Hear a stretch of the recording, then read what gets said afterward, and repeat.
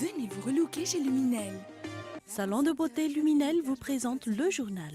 Luminel, osez être la plus belle.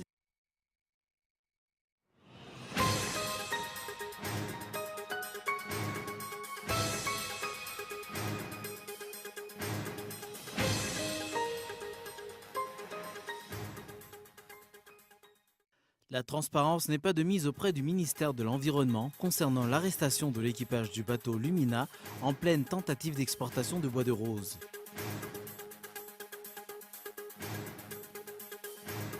Restauration de 4 millions d'hectares de terres dégradées et de forêts d'ici 2030 dans le cadre de l'initiative AFR 100 au niveau de l'Afrique. Tel est l'objectif de Madagascar afin de combattre la dégradation de l'environnement.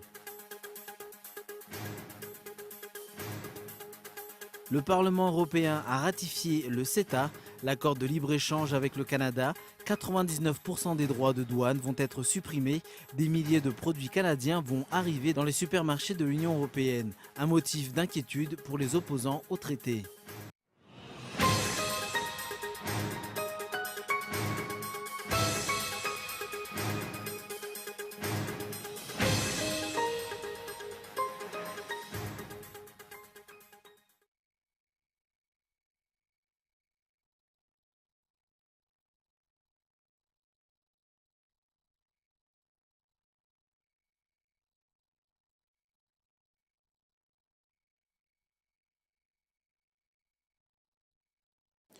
Merci d'avoir choisi Cool TV pour vous informer. Bienvenue. À la une de cette édition ce soir, la transparence n'est pas de mise auprès du ministère de l'Environnement concernant l'arrestation de l'équipage du bateau Lumina en pleine tentative d'exportation de bois de rose. Le secrétaire général de ce ministère s'est rabattu sur le manque de collaboration entre les départements ministériels pour s'affranchir de la continuité du trafic. Reportage de Michel Arnardzone. Même moi, je ne suis pas au courant. C'est difficile de s'exprimer sur ce cas parce que l'affaire est en cours d'instruction. Je préfère qu'on change de sujet. Ce qu'il faut savoir, c'est qu'on travaille là-dessus et vous saurez le résultat après. C'est la réponse évasive du secrétaire général du ministère de l'Environnement, questionné par les journalistes sur la tentative d'exportation de 340 rondins de bois de rose et l'arrestation de 12 membres de l'équipage du Lumina. Il a préféré se retrancher sur le manque de collaboration entre les départements ministériels pour expliquer la poursuite des trafics de bois de rose. Il faudrait renforcer la coopération de tous les départements ministériels concernés censés faire appliquer la loi. Si cela est effectif, je pense qu'il n'y aura plus de problème de ce genre. Il faut renforcer la coopération. Qui des départements ministériels censés faire appliquer les lois sur la lutte contre les trafics ne fait pas son travail dans ce cas? Quelles sanctions prononcer contre les responsables étatiques fautifs? Dans tous les cas, des solutions drastiques doivent être prises concernant les trafics de bois de rose. En effet, selon Trafic, un réseau de surveillance du commerce de la faune et de la flore sauvage, une perte de 500 millions de dollars a été enregistrée entre les années 2000 et 2015. Les lois touchant les élections doivent être amendées et mises en conformité avec la Constitution, soutiennent les membres des organisations de la société civile. La méthode de travail de la CENI doit également être améliorée pour la rapidité des résultats. Ces affirmations surviennent après la déclaration de la CENI de la nécessité d'organiser les élections entre le 25 novembre et le 25 décembre 2018. Reportage de Ounna Sain. Pour les organisations de la société civile, le code électoral n'est pas respecté pendant une période électorale donnée. Aussi, il est indispensable d'amender les lois relatives aux élections pour que ceux-ci soient en conformité avec la Constitution d'après les explications du président du KMF CNOE. L'article 47 de la Constitution dispose que l'élection du président de la République a lieu 30 jours au moins et 60 jours au plus avant l'expiration du mandat du président en exercice. Si on regarde le jour de l'investiture du président de la République, cela tombe bien dans la saison des pluies. Alors que selon le code électoral, l'élection devrait être organisée entre la date du 30 avril au 30 novembre. Donc cela veut dire qu'on doit modifier quelques articles et le code électoral peut toujours être modifié à tout moment pour être en conformité avec la démocratie. Pour le CEFAFI ou Observatoire de la vie publique, il est primordial d'améliorer la méthode de travail de la CENI pour que les résultats soient connus à temps. Malheureusement, les personnes qui ont fait le choix de la date et d'élection en 2013, ils n'ont pas pris en compte la Constitution et n'ont pas pensé comment va se passer les prochaines élections. Mais la loi la plus supérieure demeure la Constitution. Donc, en réalité, l'élection du nouveau président sera entre 25 novembre et 25 décembre 2018. La date du 25 novembre peut être maintenue si la CENI arrive à organiser le premier tour de l'élection le 25 novembre et le deuxième tour le 15 novembre. Mais cela nécessite une compétence particulière. Donc il est primordial d'augmenter le plus vite possible la capacité d'obtention des résultats de l'élection dans ce cas. Beaucoup de points restent à améliorer concernant les élections dans le pays. Reste à savoir si les dirigeants écouteront ou pas ces propositions des organisations de la société civile. Il est à rappeler que l'article 47 de la Constitution dispose que l'élection du président de la République a lieu 30 jours au moins et 60 jours au plus avant l'expiration du mandat du président en exercice. Et l'article 46 dispose que le président de la République en exercice qui se porte candidat aux élections présidentielles démissionne de son poste 60 jours avant la date du scrutin présidentiel. Toujours sur le plan politique, au sujet du verdict sur le sénateur Lilisson René de Roland, qui a écopé d'1 an d'emprisonnement ferme pour atteinte à la sûreté de l'État, nombreux sont ceux qui interprètent ce verdict comme un acharnement politique à l'endroit de la personne de ce sénateur. Les organisations de la société civile dénoncent un non-respect de la loi. Reportage de Ouna Sain. La loi n'a pas été respectée, soutient Raoul Bivel, Marie-Michel, s'exprimant sur le verdict d'1 an d'emprisonnement ferme à l'endroit du sénateur Lilisson René de Roland. Il y a des dessous politiques, soutient-il. Le verdict prononcé à l'endroit du sénateur Lilisson présente une connotation politique. Cette affaire fait partie du droit pénal spécial. Il y a donc 3 conditions à remplir, l'élément matériel, l'élément légal et l'élément moral. Ces conditions ont-elles été remplies ? Le pasteur Tsarame Edouard, de son côté, défend que le verdict a été prononcé suite à une décision tombant de haut. Les juges ont leur pouvoir propre, mais dans cette affaire, il ne s'agit d'une décision, il s'agit d'un ordre, un ordre politique pris par le biais des juges. Plus prudent dans ses propos, Ndiandaï Mahamoudou a préféré poser la question. Il a avancé que cette avance a une coloration politique, qu'on le veuille ou non. Est-ce qu'il y a mainmise des dirigeants sur la justice? Il est difficile de répondre à cette question. Mais il a fait des choses. Il a incité la population à faire une ville morte. Il a également été accusé d'atteinte à la sûreté de l'État. Qu'on le veuille ou non, il y a une coloration politique. Questionné sur cette affaire, le groupement politique Mapar a préféré ne pas réagir. En tout cas, la famille René de Roland compte s'opposer à cette décision. Sur un tout autre sujet, restauration de 4 millions d'hectares de terres dégradées et de forêts d'ici 2030 dans le cadre de l'initiative AFR 100 au niveau de l'Afrique. Tel est l'objectif de Madagascar afin de combattre la dégradation de l'environnement. La restauration ne se limitera plus au reboisement. Reportage de Michel Aranardzon. Changement climatique, manque de pluie, des faits marquants de dégradation de l'environnement. Une des raisons pour laquelle la mise en place d'une stratégie nationale de restauration des paysages forestiers est importante. Nous ne pouvons plus dire que nous ne voyons pas la dégradation de l'environnement. Nous étions tous conscients lorsqu'il n'y avait pas de pluie. C'est la conséquence directe de la dégradation forestière. C'est pourquoi, sans plus tarder, nous devons mettre en œuvre une stratégie durable et efficace. Toujours selon les explications, en prenant compte les divers reboisements faits dans le pays, Madagascar devrait sûrement être rempli de forêts, ce qui n'est pas le cas. La restauration du paysage forestier ne se limitera donc plus au reboisement. Le reboisement fait partie des points de restauration, mais comme nous le savons, cela n'a jamais été efficace. Enfin, jusqu'à maintenant. La stratégie nationale permettra d'orienter et de coordonner les actions pour la construction effective de la dite résilience écologique et socio-économique des populations de Madagascar.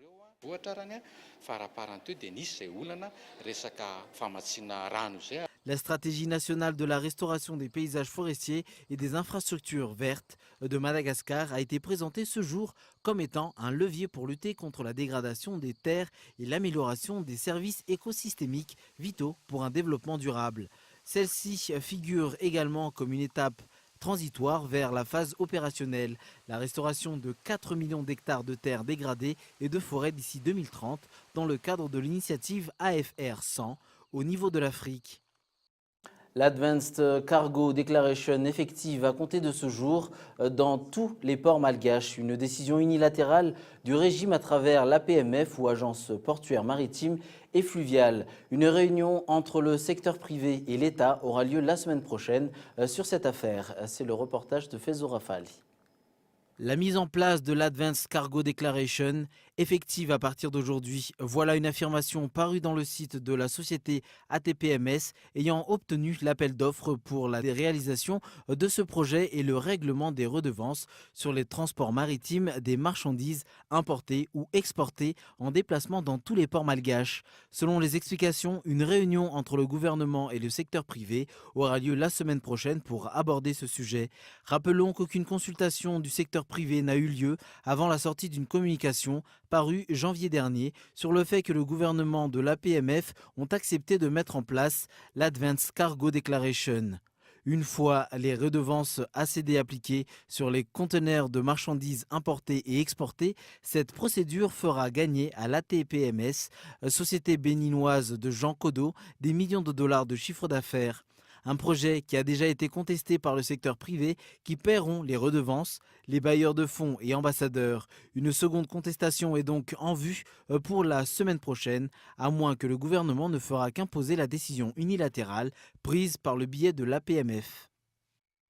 Dans l'actualité internationale, Justin Trudeau, le Premier ministre canadien, s'exprimera demain devant le Parlement européen. Il devrait redire que le CETA est selon lui l'accord commercial le plus progressiste jamais négocié par le Canada ou l'Union européenne. Ce traité a été ratifié à la mi-journée par les eurodéputés malgré l'opposition de nombreux élus de gauche. Reportage de France 24. Plus de 6600 pages et 7 ans de négociations. Le CETA entend booster la croissance et l'emploi en Europe, en supprimant notamment la quasi-totalité des droits de douane avec le Canada. Selon Bruxelles, c'est une économie de 500 millions d'euros par an pour l'Union européenne et une augmentation des échanges commerciaux de 20%. Des estimations que ne partagent pas les adversaires du CETA. La seule étude qui existe aujourd'hui dit que le CETA va détruire 200 000 emplois en Europe, dont 45 000 en France. Avec ce traité, les entreprises européennes auront désormais accès au marché public canadien. L'Union européenne l'assure, seuls les produits qui respectent les règles européennes sur la sécurité alimentaire ou la protection de l'environnement seront autorisés. Enfin, 143 produits AOC, appellation d'origine contrôlée, bénéficieront d'une protection supplémentaire. Parmi eux, le roquefort, le Saint-Nectaire ou encore les pruneaux d'Agen. La Commission européenne, elle, souhaite bien faire de cet accord un modèle.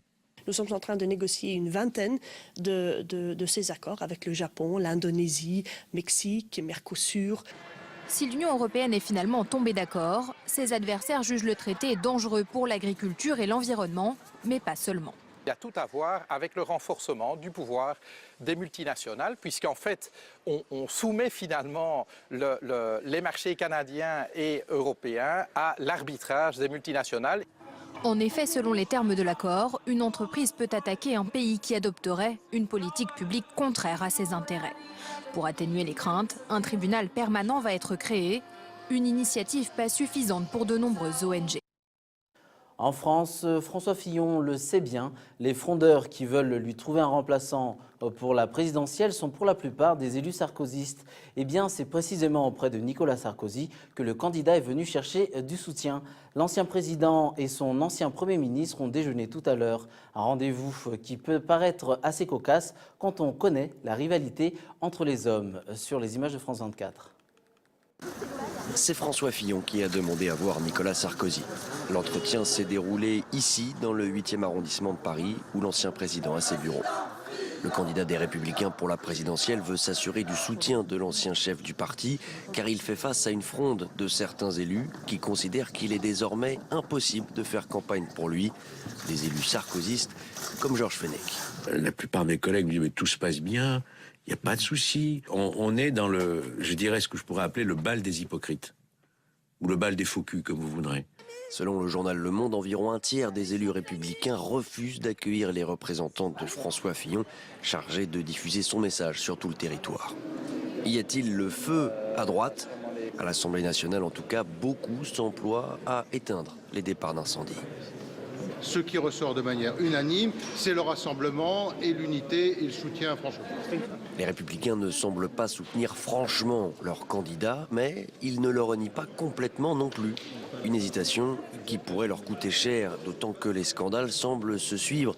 Dans son édition de mercredi, Le Canard enchaîné s'en prend une nouvelle fois à la candidature de François Fillon, en affirmant cette fois que Thierry Solère, son porte-parole, a omis de régler une partie de ses impôts entre 2010 et 2013.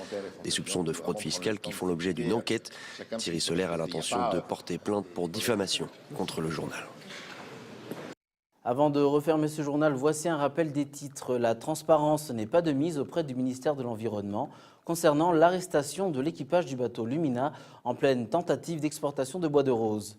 Restauration de 4 millions d'hectares de terres dégradées et de forêts d'ici 2030 dans le cadre de l'initiative AFR 100 au niveau de l'Afrique. Tel est l'objectif de Madagascar afin de combattre la dégradation de l'environnement. Et enfin, le Parlement européen a ratifié le CETA, l'accord de libre-échange avec le Canada. 99% des droits de douane vont être supprimés. Des milliers de produits canadiens vont arriver dans les supermarchés de l'Union européenne. Un motif d'inquiétude pour les opposants au traité. Voilà qui referme ce journal. Prochain rendez-vous avec l'information en version française demain à 20h45 sur Cool TV. Bonne suite de programme et au revoir.